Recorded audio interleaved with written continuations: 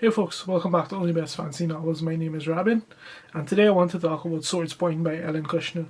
And this year seems to be my year to finally get to that very long list of old books that I have on the TBR that I haven't touched in like well over a decade. And this is the latest one that I've found that really enjoyed. So what is Swordspoint even about? The story takes place primarily in the city of Riverside, which is the pseudo medieval, highly segregated city where you pretty much have commoners down on the riverside, and you have the aristocratic class living higher up on the hill, or however this city is geographically stratified. And what tends to happen is that when the nobility have a conflict that they decide they want to resolve violently, they're not going to denigrate themselves to handle it personally. Instead, they contract swordsmen from the riverside to do the battling for them. And the story of Swordspoint essentially revolves around Richard St. Vier, who is the best swordsman of the time currently. So that's pretty much a setup for this book, and as to the story that progresses from there, it starts off as a bit of slow burn as we're introduced to the general setup, and then it just escalates from there and it never relents. Now the cool thing about this particular series is that I actually did the audio for this one on recommendation, because I was told like the audiobooks that they really escalate the experience because they have like a full cast, they have like sound effects, they made them almost like a drama production, which very much suits the feel of the story. Because the cool thing about these books is that these books are almost romantic in the medieval sense of the word when it comes to literature. So like they're very, you can see I could easily see tags like fantasy of manners and melodrama and these kind of things attached to these stories. They're ostensibly fantasy, but they're very human, character focused fantasy. It's almost like like listening to a play unfold in a sense, and how this book is and how this book progresses. It's all about down to earth characters. They're, well, not so much down to earth, but very human characters who have very human emotions and desires. And the entire book is all about politics and relationships and the drama that unfolds, and that kind of stuff. So it's a very human, character driven story. If you're into that kind of stuff, this will definitely work for you. So all of that being said, like this book was just incredibly entertaining. This is not my first experience with Ellen Kushner as a writer, which is how I ended up putting this series on my TBR.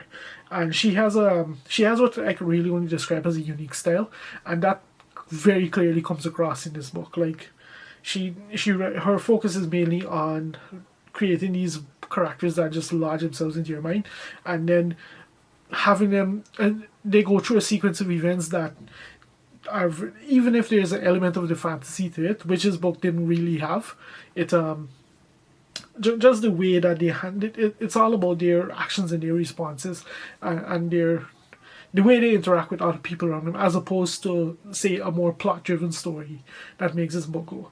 That being said, there is very much a sequence of events, and this book does get quite, it does do some pretty, it does get pretty violent, we can see, at different points, because at the end of the day, like I said, this is a very human drama, and it's very driven by politics, it's very driven by intrigue, it's very driven by character emotions and drama, and it runs the full gamut. There's everything from happiness to just derision to anger to jealousy to greed. All these things are baked into here with different characters, and just the way they influence the sequence of events that unfold, you can see.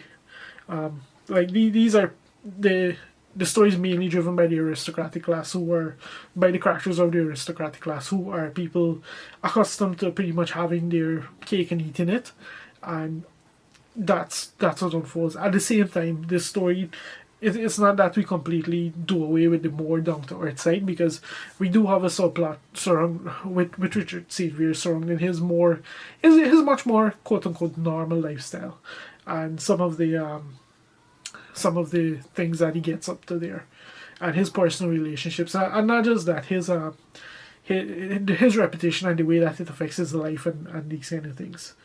So like that's the thing about this book. Like the characters are all memorable. The plot, it is very fast paced, and it's very engaging, because the entire book works on the crux of the characters. Once you're hooked by the characters, you will follow them into pretty much any situation and enjoy the story, and that's exactly how the book works. So I'll like, and that's just the biggest draw of the story, you can say, just that human drama element to it. Honestly, there's not much more I can really talk about when it comes to this book without getting heavily into spoiler territory. It's one of, like I said, it very much unfolds like a play that you witness. Well, except in this case that you listen to, and it's just one of those rides that you just need to go along for and enjoy as it unfolds. And that's exactly what the experience with this first book in the trilogy was. I should also mention that this is technically one standalone of three in this series, and also part of the series is a whole slew of short stories that are set within the same world, and they're even written by other authors. So my plan is to listen to the first the three main books. The other two standalones after this. I was made to understand that even though they're quote unquote a trilogy, they focus on different characters in different time periods. So, but they do have a continuity to them, which is why you start the Swordspoint and go to the other ones. So yeah, I think that's really all I have to say about Swordspoint. A really excellent read. Like I mentioned, this seems to be my year to finally get to some of those older books that have just been languishing on my TBR for well over a decade, and I'm happy to report that Swordspoint was another one that was just worth the wait. So yeah, that's pretty much all I have to say about this. If you made it this far into the video, thank you very much for watching, and I'll see you next time.